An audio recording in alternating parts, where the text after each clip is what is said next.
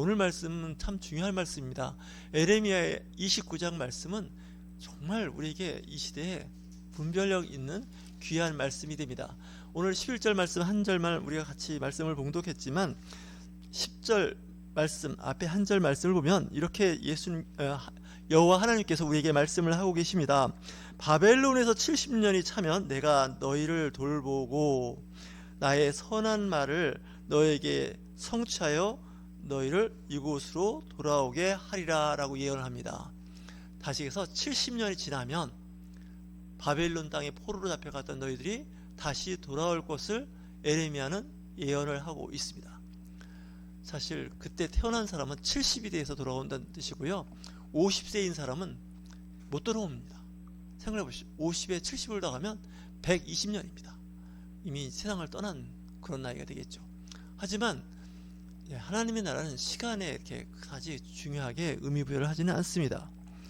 자, 이렇게 되니까 굉장히 사람들이 생각이 많이 달랐을 거예요. 내가 30인 사람은 100세 해야 되네. 어휴, 이거 어떡하지? 이런 사람도 있을 것이고, 그러니까 30, 40, 50 이런 분들은 희망이 없는 거예요. 설사 10살이나 어린아이들 주셔도 80이 돼야 돌아오는 거예요. 할아버지가 돼서 돌아온다는 거예요. 이 이야기는 좀 설명하면 깁니다. 왜 70년이라는 세월이? 사실 이스라엘 사람들은 모세 이후에 여호와 시대를 겪으면서 안식년을 안 지킵니다. 희년을 안 지킵니다. 그 세월을 모으면 세월이 약 70년이 된다는 거예요. 하나님은 이미 다 계산을 하고 있어요. 약속을 안 지키는 거예요. 안식년이나 희년이 되면 부자들은 되게 불편해지는 해가 됩니다. 왜냐? 빌린 돈 다 탕감해 줘야 돼요. 그리고 노예, 돈이 없어서 종으로 팔려온 사람들은 다 돌려보내야 돼요. 그러니까 부자들은 참 힘들죠. 마치 우리가 컴퓨터 복잡하게 꼬이면 어떻게 해요? 리셋 버튼 눌러버리죠. 그럼 어때요? 컴퓨터가 원래 원상 상태로 돌아가게 되는 거예요. 사실 리셋 버튼 누르고 싶지 않아요. 한참 컴퓨터 작업해놓고 여러 가지 일 했는데 리셋 버튼 눌러보세요. 그동안 내가 한 작업이 뭐야 돼요? 다 날아가는 거잖아요. 이스라엘의 하나님의 법은 좀 특별합니다. 12지파가 땅을 나눠 갖고 같이 살았지만 살다 보니까 어떻게 되냐? 부자는 계속 부자로, 가난한 사람은 희망이 안 보이는 거예요. 가난해서 탈출할 수가 없어요. 왜 그러냐? 본인이 게으르고 나태해서가 문제가 아니에요.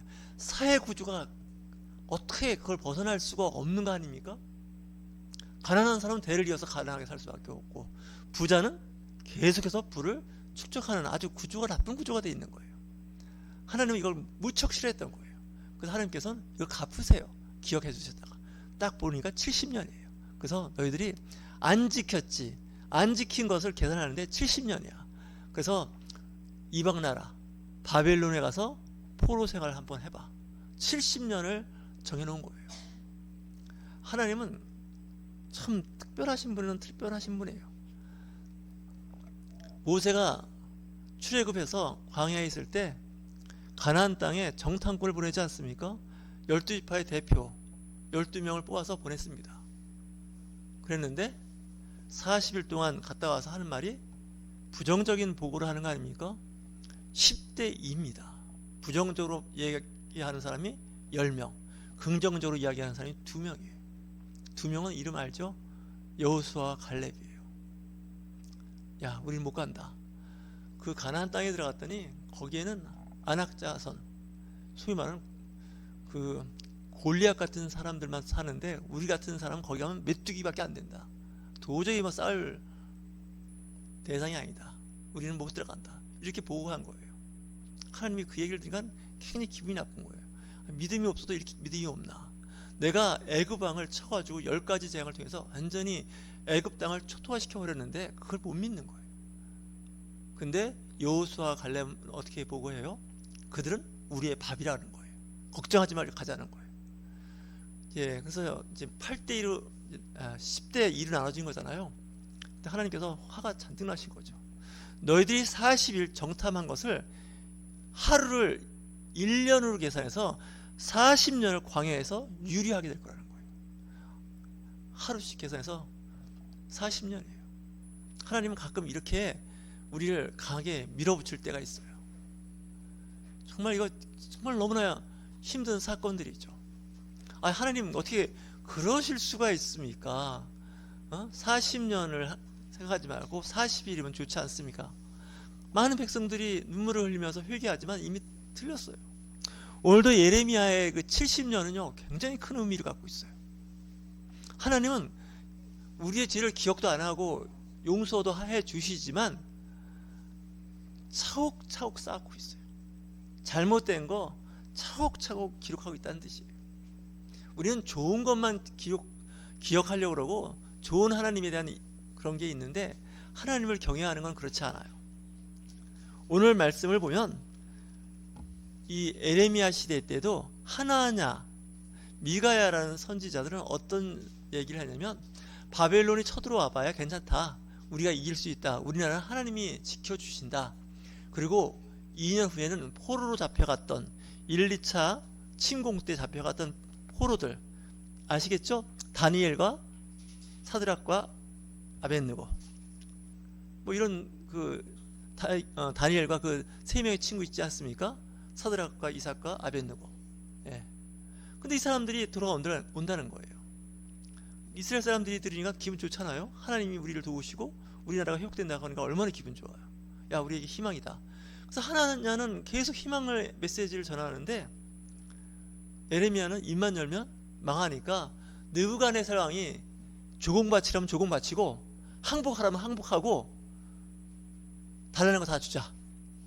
그렇게 얘기하는 거예요. 그랬더니 이스라엘의 신하들이 난리가 난 거예요. 지금 우리가 저 바벨론 제국에 무릎을 꿇고 조공을 바쳐야 되느냐? 우리나라는 하나님이 지켜주시는 하나님의 나라다. 그렇게 얘기하는 거예요. 굉장히 그럴듯하지 않습니까? 요즘에 미국하고 우리나라가 관세 때문에 굉장히 예민하게 돼 있죠. 예민한 정도가 아니라 아주 정말 이거 뭐 이런 아주 비상식적인 그런 협상. 제가 보기에는 요즘에 협상하는 걸 보면요, 이 초중고등학생들한테는 교육상 안 좋아요. 이런 협상이 어디 있습니까? 일방적으로 막 참 설교 시간에 할 얘기는 한데 거의 삥 뜯는 수준 아닙니까? 조폭 수준인 거예요. 그렇게 하는 거예요. 근데 어떻게 해요? 할 수 없이 그냥 웬만하면 그 조건에 맞추려고 노력하지 않습니까? 근데 지금이 아마 그런 때가 아닌가 하는 생각이 들어요. 반항했던 나라들요 다 틀렸어요. 느부갓네살 왕이 어떻게 보면 지금 트럼프 대통령 같아요. 하는 거 보면 완전히 그냥 뭐 불공정 거래예요. WTO라고 아실 거예요. 세계 무역기구에서 서로 간에 무역을 잘 하자고 했던 거예요. 근데 그거 아무 소용없어요. 이미 백지화돼 버렸어요. WTO 그냥 전설 속에 하나의 그냥 조약이에요. 계약이나 조약, 국가 간에 맺은 협정은요 10년, 20년 지나면 의미가 없어져요. 보니까 이미 다 알고 있잖아요. 지금 2차 대전 이후에 우리가 유엔이라고 하는 조직을 만들어서 전쟁을 방지하자 그렇게 했는데 그것조차도 의미가 없어요.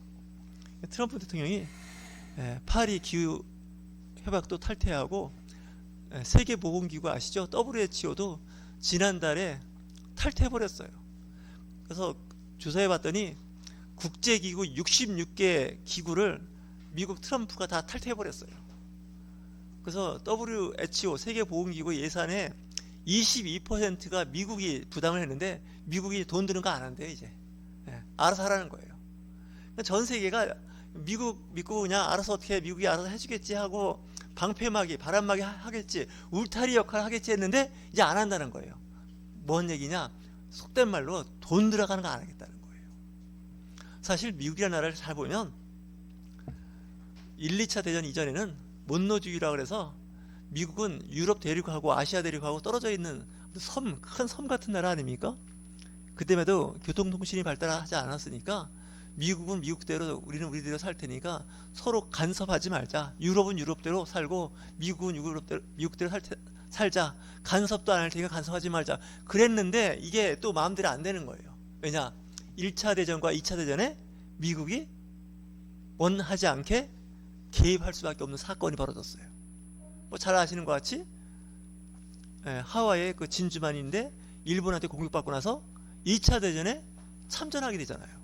그리고 미국 상선이 영국으로 갈 때마다 독일 유보트가 격침시켜버리잖아요. 그럼 어떻게 해요?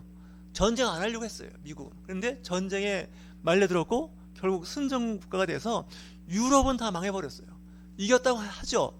영국이나 프랑스 이겼지만 이미 깡통 찼어요. 전쟁을 한 나라 아니에요. 근데 미국은 전쟁에 개입은 했지만 미국에서는 폭탄 한 발 떨어지지 않았단 말이에요. 그러다 보니까 전 세계가 다 미국 영향권에 들어와서 유럽에 있는 대부분의 나라들은 채무국이 되고 미국은 채권국가가 됐어요. 그러니까 미국은 부자가 됐고 유럽은 전쟁에 진 나라는 말할 것도 없고 이긴 나라라 해도 미국의 악성 채무를 갖게 될 수밖에 없어요. 그 잘 나가던 대영제국, 해가 지지 않은 대영제국도 2차 대전 이후에 그 나라가 나라 모양이 안 됐어요. 그러다 보니까 미국이 전 세계 경찰 역할을 하고 군대 역할을 했던 거예요. 우리나라 6.25 전쟁 때도 미군이 주요한 일을 맡았죠. 유엔군 16개국이라고 하지만 사실 미국이 압도적이에요. 모든 그 연합군의 대표는 미국이 협상권을 다 가지고 있었고 그 위에도 미국의 영향력 안에 들어가 있던 거 아닙니까? 우리나라에 군인이 주둔해 있죠. 해외, 외국인. 프랑스, 독일 없습니다. 오직 미군만 있다는 것이죠. 전 세계 40개 나라에 미군이 주둔해 있습니다. 이 40개 나라는 조그만 나라가 아닙니다. 영국, 프랑스, 독일 다 미군이 주둔해 있어요. 일본도 마찬가지입니다. 일본의 10개의 지역, 홋카이도에서 오키나와까지 그 12에 10개 미군 기지가 있어요. 그러니까 어떻게 보면 외국 군대가 와 있다는 건 그 나라는 독립국가가 아닙니다. 우리나라도 마찬가지지만 일본도 미군이 이미 다 요소요소에 미군 부대가 있습니다. 제가 전에 유럽에 있을 때 독일에 가보니까 독일에도 그 시내에 미군 부대가 있더라고요. 그래서 왜 여기 미군 부대가 있냐 했더니 2차 대전 패배하고 미군이 주둔을 한다는 거예요. 영국에도 있습니다. 프랑스에도 미군이 있습니다. 그러니까 모든 그 행정과 그 외교권에는 미국이 개입할 수밖에 없어요. 군대가 와 있다 하면 그 나라는 완전한 독립국가가 아닙니다. 그렇지 않습니까? 독립국가처럼 행사를 하는 것뿐이지 실제로는 군인이 와 있다는 건요, 무력으로 그 나라를 압제할 수 있다는 거예요. 다시 해서 미국이 우리나라 통상에 압력할 때 관세로 이야기하지 않습니까? 그분은 뭐든지 다 세금으로 해결하려고 하지만 그 접에는 뭐가 있어요? 군대가 있다는 거예요. 그 군부대가 와 있다는 거예요. 그것도 첨단, 세계에서 최강 아닙니까? 군사 전문가들이 그렇죠. 세계 국방력 2위부터 시작해서 그 나머지 다 합쳐도 미국 1위 하나에 감당이 안 된다는 거예요. 전쟁을 할 수가 없다는 거예요. 그 정도의 국방력을 갖고 있는 나라, 그런 나라예요. 근데 성경에 보니까 에레미야 시대 때 바벨론, 신바벨론의 느부갓네살 왕이 그런 상태예요. 그 주변 걸 다 점령해 버렸어요. 북이스라엘은 아수르한테 이미 망해 버렸어요. 이제 남은 건 유다, 히드기야 왕 하나 남았는데 이것도 완전히 진짜 바람 부는 그런 언덕에 촛불 하나 켜 있는 거 마찬가지예요. 근데 그 당시 왕과 그 신하들은 믿음이 너무 좋아요. 하나님 우리 지켜준다는 거야. 그러니까 우리 바벨론에 항복하지 말자는 거예요. 근데 항복하자고 한 선지자가 있는데 누굴까요? 에레미야입니다. 이해되십니까? 난 이해가 잘 안 됩니다. 조공 바치고 항복하라면 항복하고 왕과 이 성들을 지키자, 조공 바치자, 말도 안 되는 얘기하는 저 느부갓네살 왕의 말을 듣자, 이게 에레미야가 외쳤단 말이에요. 근데 왕과 신하들은 듣지 않습니다. 누구 말을 듣냐? 거짓 선지자예요. 근데 이 거짓 선지자가 어떤 선지자냐? 절대 긍정을 얘기하는 사람이에요. 절대로 그럴 일은 없다는 거예요. 왜? 저 느부갓네살, 바벨론 제국보다 강한 하나님이 우리를 지켜주신다는 거예요. 여러분이라면 어떻게 생각하시겠어요? 어느 쪽 말을 더 신뢰할 것 같아요?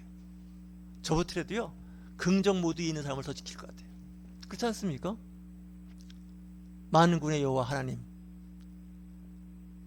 다윗 왕의 하나님, 여호수아의 하나님, 모세의 하나님, 아브라함의 하나님이 우리를 지켜줄 거다. 그랬는데 오늘 말씀에 뭐라고 나와 있습니까? 정말 비참한 이야기 하는 거 아닙니까?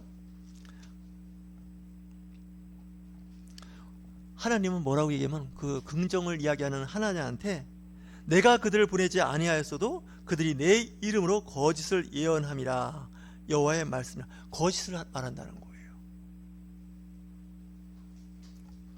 그러면서 70년 동안 너희들이 바벨론의 포로로 잡혀가서 70년이 되면 돌아온다는 거예요. 그 느부갓네살 왕이 죽고요, 그 아들 벨사살이 왕이 됩니다. 그리고 나서 그 왕이 살해당합니다. 메데 파사라고 그러죠. 성경은 이제 파사라고 되어 있는데 우리말하면 페르시아입니다. 페르시아가 지금 어느 나라인지 아시나요? 이란입니다. 요즘 이란 시끄럽죠? 예. 저는 이란 말이 나올 때마다 잠깐 페르시아가 생각이 나요. 에스더 왕비가 있던 시대에 뭡니까? 수산성, 그 나라가 페르시아입니다. 에스더 왕비가 있던 페르시아. 과거에 아주 강성했던 나라죠. 이 페르시아가 바벨론을 그냥 무너뜨려버립니다. 그런데 이 고레스, 성경 고레스라고 되는데 키루스 2세입니다. 이 고레스 왕이 되고 나서 어떤 일이 벌어지냐, 페르시아가 이제 바벨론을 물리치고 나서 70년이 차면 각각의 포로로 잡혀왔던 사람들은 다 자기 나라로 돌아가는 거예요. 이 예언이 이루어집니다. 그 예언은요, 봐야 돼요. 이루어지는지 안 이루어지는지. 사실 이스라엘 백성, 그러니까 유다 백성만 돌아온 게 아니라 각 나라의 포로들이 다 돌아가는 거예요. 그러니까 바벨론의 느부갓네살 왕들은 각 나라를 쳐들어가서 그 나라에서 돈 되는 거 다 집어왔어요. 그래서 그 솔로몬 성전에 있던 금, 은, 구리, 철 누가 다 가져가는 줄 아세요? 느부갓네살 바벨론 왕이 다 가져가 버렸어요. 다 달라고. 달라는 게 아니죠. 다 뺏어가 버렸어요. 그리고 그 나라의 소위 말하는 공부 잘하는 엘리트 청년들은 포로로 잡혀갔어요. 그때 포로로 잡혀갔던 사람이 누구예요? 다니엘, 사드락과 메삭과 아벳느고예요. 그 외에 똑똑한 애들 다 잡아갔어요. 왜 잡아갔냐? 나라를 통치하는데 자기 나라의 문화와 학문 이걸 배우기 위해서 그 나라를 통치하는 데 있어서 써먹었던 거 아닙니까? 그때 가장 똑똑했던 사람이 누구예요? 다니엘이에요. 다른 그 어떤 엘리트들보다 10배가 더 지혜롭다고 성경은 기록을 하고 있어요. 바벨론 문화에 술과 고기를 안 먹었는데도 똑똑했죠. 저와 여러분 다니엘과 같이 지혜로운 사람이 되실 주의로 축원합니다. 그는 포로로 잡혀갔지만 그곳에서 귀하게 쓰임 받았어요. 그랬는데 이제 페르시아의 고레스 왕이 올라오자 다 보내버려요. 근데 이 고레스는 통치하는 게 달라요. 구태여 그 사람들 다 잡아다가 일시키고 뭐 할 이유가 없어요. 각자 들어가는 게 나아요. 그리고 조공받는 게 훨씬 빨라요. 통치의 차원이에요. 그러니까 이 중앙 집권을 할 건지 지방 분권을 할 건지는 그때는 통치자가 정하는 건데 그때 나라마다 상황이 달라서 그래요. 우리나라도 중앙에 통치하는 그런 국가인 것 같지만 과거의 정권은 어땠을까요? 지방자치제가 되기 전에는 중앙에 다 보냈어요. 옛날에는 제가 초중고등학교 다닐 때만 해도 시장, 군수 이런 사람을 중앙에서 다 임명해서 보냈어요. 지금 어떻게 될까요? 올해 6월 3일 날은 어떻게 하죠? 지방단체장 선거하죠. 시장, 의원들, 시의원들 뽑잖아요. 그 뭐예요? 그 지방자치단체가 된 거예요. 옛날에는 그래서 행정고시 시험 잘 봐가지고 옥고모 되면 군수로도 가고 시장으로도 가고 막 그랬던 적이 있었어요. 지금은 안 그렇죠. 과거에는 중앙집권 체제에서는 중앙에서 관리를 임명해서 보다가 지금은 어떻게 됐을까요? 각 지방에서 단체장을 뽑는 시대가 됐어요. 과거에는 국회의원 외에는 단체장이라는 게 없었죠. 도지사, 시장, 군수 다 중앙에서 임명해서 내려보냈어요. 다시해서 느부갓네살 왕이 통치하던 시대와 페르시아의 키루스 2세가 통치하던 시대가 다르다는 거예요. 성경은 그 얘기를 해요. 하나님의 역사를 돌리는 데 있어서는 어떻게 보면 개인의 한 사람 두 사람의 어떤 집단 지성이랄까 이것이 통하지 않을 때가 있어요. 사람한테 기분 좋게 하려고 사람에게 비유를 맞추려고 하나냐 선지자는 긍정적인 희망을 이야기했어요. 저도 희망 이야기하고 싶어요. 희망적이죠. 근데 오늘 말씀을 갑자기 11절 말씀이 생뚱맞게 나오지 않습니까? 앞에서는 계속 저주를 하다가 11절 말씀에서 반전하는 말씀을 하는 겁니다. 여호와의 말씀이라 너희를 향한 나의 생각은 내가 하나니 평안이요 재앙이 아니니라. 너희에게 미래와 희망을 주는 것이니라. 앞에서는 온통 저주로 막 그냥 속된 말로 막 밀어붙여 놓고는 갑자기 11절에서는 내가 너희들한테 주는 것은 뭐냐? 평안이라는 거예요. 그러니까 너희들이 포로로 잡혀가서 유프라테스 강가에서 살게 될 텐데 거기서 곡식을 과선을 만들고 목축업을 하고 아이를 낳아서 기르를 하는 거예요. 결혼까지 해서. 왜? 이 70년의 세월이 짧은 세월이 아니에요. 최소한 30년씩 두 세대가 넘어가는 세월이에요. 거기서 맨날 울고불고 그냥 고향 생각하지 말고 거기 가서 잘 준비해서 돌아오라는 거예요. 하나님께서는 이렇게 말씀하십니다. 18절에 보면 내가 칼과 기근과 전염병으로 그들을 뒤따르게 하며 그들을 세게 여러 나라의 가운데 흩어 학대를 당하게 할 것이며 내가 그들을 쫓아낸 나라들 가운데에서 저주와 경악과 조수와 수모의 대상이 되게 하리라. 하나님께서는 나라를 칠 때 여러 가지가 있어요. 칼과 기근과 전염병이 있어요. 칼은 뭐예요? 전쟁을 상징합니다. 기근은 뭐예요? 흉년이에요. 심는 것마다 되는 게 없어요. 그 다음에 전염병이죠. 연병. 이걸 통해서 하나님이 쳐요. 거기다 한 세트 하나 더 보내면 뭔지 아세요? 황충입니다. 메뚜기예요. 하나님이 손을 보는 게 보통 세 가지예요. 전쟁, 흉년, 전염병. 거기다가 좀 더 재산상의 피가 뭘까요? 메뚜기 떼를 보내서 싹 초록색 있는 건 다 먹어치우게 하는 거예요. 그러니까 우리가 아무리 돈을 모으고 사회적 명예와 권력을 갖는다 하더라도 하나님께서 치면 하루 사이에 나라로 떨어지잖아요. 우리나라도 요즘에 그거 보지 않습니까? 국가 원수였던 사람이 이제는 감옥에서 그리고 그 강요 중에서 꽤 유명했던 국무총리를 지냈고 장관을 했던 사람이 어떻게 돼요? 천당과 지옥을 가는 거예요. 사이를. 한때는 매스컴에서 우리나라를 대표해서 외국도 국가 전용 비행기까지 이용해서 갔던 사람들이 어떻게 돼요? 이제는 우리도 안 가본 곳에 가게 되지 않습니까? 그러니까 낮은 자를 끌어올려서 높은 자리로 올려요. 하나님께서는. 마치 감옥에 있는 죄수인 요셉이 아마 그 사람은 종신형이었을 거예요. 그랬는데 꿈을 해몽하는 바람에 국무총리까지 올라가잖아요. 거의 국무총리지만 왕을 대행하는 위치까지 올라갑니다. 다니엘도 마찬가지죠. 포로로 잡혀갔는데 그 포로로 잡혀갔지만 느부갓네살 왕과 그 다음 벨사살 왕, 그 다음에 키루스 2세 정권이 바뀌고 나라가 바뀌었는데 그 이후에도 국무총리 역할을 했던 사람이 다니엘이에요. 대단한 사람이에요. 오히려 창세기에 나왔던 요셉보다 다니엘이 더 위대한 영역의 관리자였던 사람이에요. 오래 살았어요. 생각해보세요. 바벨론에서 페르시아로 나라가 바뀌었는데도 계속해서 왕의 신하로서 신복으로서 아주 영향력 있던 사람이 다니엘이에요. 그래서 어떤 사람들은 아이를 낳으면 아들을 다니엘로 이름 붙이는 사람이 있어요. 다니엘. 위대했던 사람이에요. 꿈 해몽을 잘했던 사람인데 심지어는 꿈을 꾼 이야기를 하지 않은 것도 꿈 이야기를 하고 해몽까지 했던 사람이 누구예요? 다니엘이에요. 그러니까 요셉도 꿈을 해몽을 잘했고 다니엘도 꿈 해몽을 잘했는데 제가 보기에는 요셉보다는 다니엘이 꿈 해몽을 더 잘했어요. 왜냐? 꿈꾸는 요셉.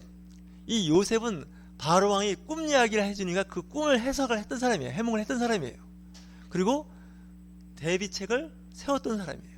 7년 풍년과 7년 흉년을 예언하면서 풍년 들었을 때 창고를 지어서 5분의 1, 10의 2조를 세금을 걷어서 흉년을 대비합시다 했던 사람이 요셉인데 비해서 다니엘은 느부갓네살이 꿈을 꿨는데 그 꿈 생각 안 난다 그래서 꿈을 얘기하고 꿈을 해몽하라는 거예요. 이 느부갓네살 왕이 얼마나 정말 괴팍스러워요. 말도 안 되잖아요. 꿈 얘기는 해주고 나서 꿈 해몽을 해달라 그래야지 내가 꿈을 얘기해달라는 거예요. 그래서 꿈을 해석하는 거예요. 왜냐? 의심이 많은 사람이에요. 느부갓네살 왕은. 해몽해달라 그러면 꿈 얘기하면 가짜로 해몽을 해도 할 말이 없잖아요. 시간이 지나봐야 아는 거잖아요. 그러니까 그러지 말고 꿈을 너희들이 얘기하라는 거예요. 내가 꾼 꿈을. 여러분, 내가 어젯밤에 꿈을 꿨어요. 여러분들 그 꿈 맞춰보세요 하면, 세상에 꿈 얘기를 해놓고서 그 다음에 해몽을 해달라고 해야지. 이거 말도 안 된다고. 신하들이 뭐 난리죠. 이런 게 어딨냐고. 이런 경우는 없다고. 그랬더니 느부갓네살 상황이 뭐라 그래요? 만약에 이 꿈 알아내지 못하면 소위 말하는 엘리트들 다 죽이겠다는 거예요. 그동안 내가 고기와 포도주로 잘 먹이고 교육시켰는데 이제 끝이라는 거예요. 그때 그걸 해몽한 사람이 누군가? 다니엘입니다. 다니엘이 맞추셨습니다.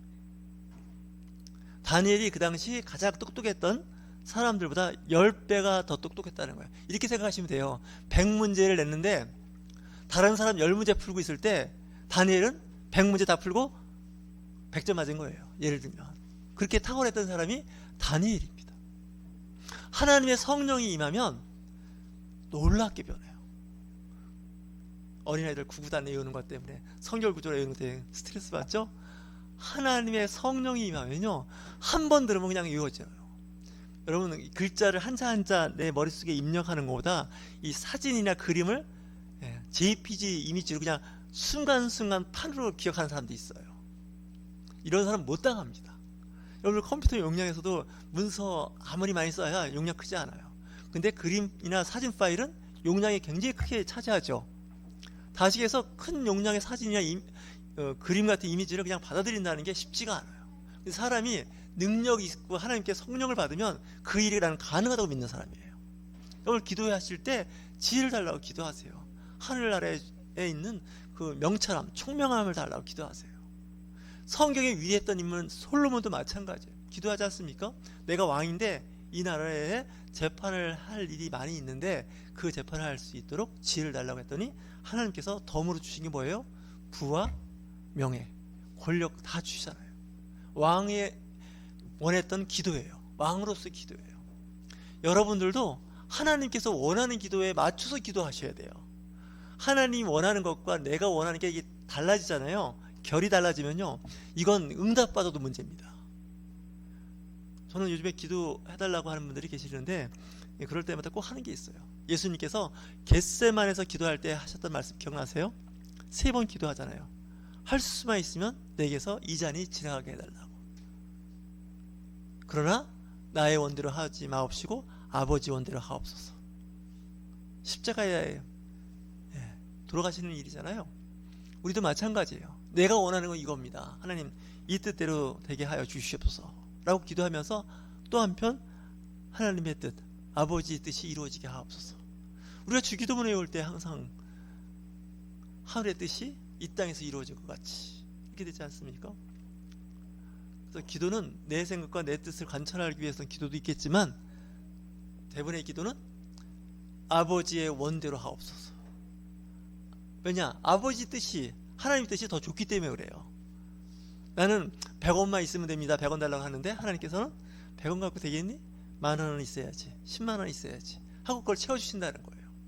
이걸 꼭 물질로 비유해서 그렇지만, 그래서 우리의 생각보다 하나님의 생각이 더 위대한 거예요. 당장 응답이 안 되고 당장 나한테 섭섭하고 기분이 나쁘더라도 우리는 감사하며 나갈 수 있는 것은 그분의 뜻이 더 크고 위대하기 때문에 그래요. 유다 백성이 타락했을 때 하나님께서는 그들을 책망하시면서 포로로 잡아가게 하죠. 유다 왕의 그 왕권이 무너집니다. 그 시절이 이제 끝나는 거예요. 원인은 단순해요. 하나님 말씀에 순종하지 않았던 거예요. 손해볼 것 같으니까 예수 안 믿어요. 예를 들어서 손해볼 것 같으니까 봉사 헌신 안 해요. 왜? 한 만큼 나는 손해본다 생각하는 거예요. 근데 하나님은 그걸 다 기억하고 있다가 한 번 바꾸면 대가가 만만치 않다는 거예요. 이걸 아는 게 지혜예요. 예를 들어서 우리가 월세를 내야 되는데 월세를 계속 밀려보십시오. 한 2년 밀리면 그럴 거예요. 보증금 2년치 다 없어졌으니 이제 나가라고 그럴 거예요. 안 낼 때는 편하잖아요. 예를 들면 그렇잖아요. 우리 인생이 바로 그래요. 공부도 열심히 하고 미래를 잘 준비한 사람은 미래가 두렵지 않아요. 준비했으니까.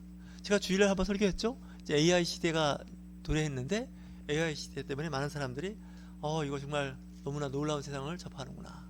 근데 준비가 되어 있고 이것을 공부하는 사람들은 두렵지 않아요. 저는 AI 시대가 온 게 너무 좋아요. 개인적으로 너무 좋아요. 너무나 그 복잡하고 힘들고 어려웠던 그 과정을, 시간을 굉장히 그 절약해 주는 거예요. 그 시간 외에 내가 할 수 있는 일들이 많아진 거잖아요. 그래서 여러분, 새 시대에 왔을 때는 새 시대에 빨리 적응하면서 새로운 환경에 적응해야지, 자꾸 보수, 전통 이런 거 너무 좋아하다가 망가지는 수가 있어요. 사람이 고리타분해지는 거죠. 지금 유다가 왜 망했어요? 옛날 거 붙잡고 있는 거예요. 옛날 생각 붙잡고 있는 거예요. 근데 그 생각이 좋은 거냐? 좋은 게 아니에요. 잘못된 거 붙잡고 있는 거예요. 그러니까 하나님께서 판을 뒤집어 엎는 거잖아요. 그래서 역사를 보면, 고대 시대에 보면 아수르가 강했다가 그 다음에 바벨론에서 또 세계가 바뀌죠. 바벨론이 또 망하니까 어떻게 돼요? 페르시아가, 그리스가, 로마 시대 때 예수님이 태어나잖아요. 그러니까 세상의 어떤 권력과 권위는 영원하지 않아요. 그 시대에 변했을 때 변한 것에 대해서 잘 준비되어 있고 적응했던 사람은 살아남았어요. 에레미야는 지금 예언자예요. 70년 지나면 돌아올 텐데 그때까지 인구가 줄지 않게 해달라고 부탁을 해요. 그럼 무슨 얘기예요? 바벨론 포로로 잡혀갔을 때 거기서 원망하고 불평하고 그러지 말고 결혼해서 아이 낳고 과손 농사짓고 해서 수가 줄지 않게 하라는 거예요. 그리고 나중에 70년 후에는 돌아올 거라는 거예요. 그러니까 떠났을 때보다 돌아올 때 사람이 더 많은 거예요. 그 일종의 인큐베이터 됐던 나라가 어느 나라예요? 바벨론이에요. 마치 야곱의 70명 가족이 요셉 따라서 애굽 땅에서 400년 동안 종살이 했다고 하지만 사람이 몇 명이 됐어요?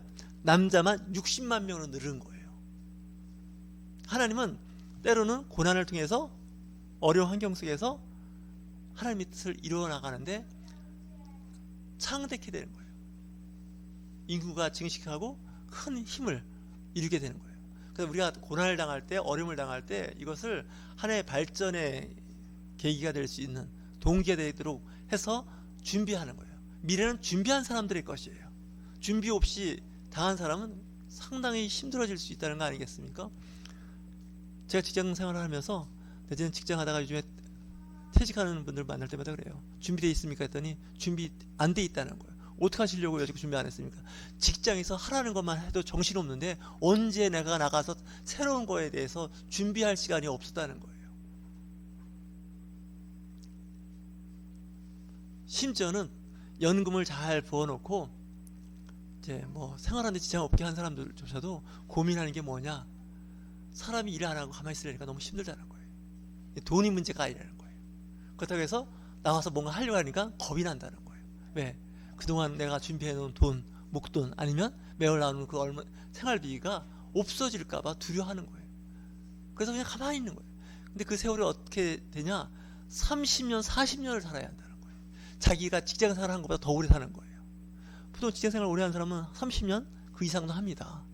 근데 그 이후에 살아야 되는 거예요. 할 일 없이 그냥 시간만 보낸 듯이 보낼 수밖에 없는 거예요. 등산 다니고 운동하고 이런 거 하는 거 할 때마다 좀 생산성 일을 하면 좋은데 그게 안 돼 있는 거예요. 왜? 준비가 안 돼 있어요. 조직에 있을 때는 여러 가지 환경이 돼 있고 하면 되는데 나와서는 혼자 해야 돼요. 혼자 준비해야 돼요.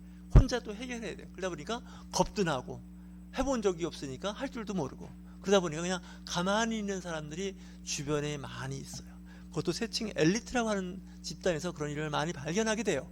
우리 그리스도인들은 기도하시면서 미래를 준비해 나가는 저와 여러분이 되실 주의로 축원합니다.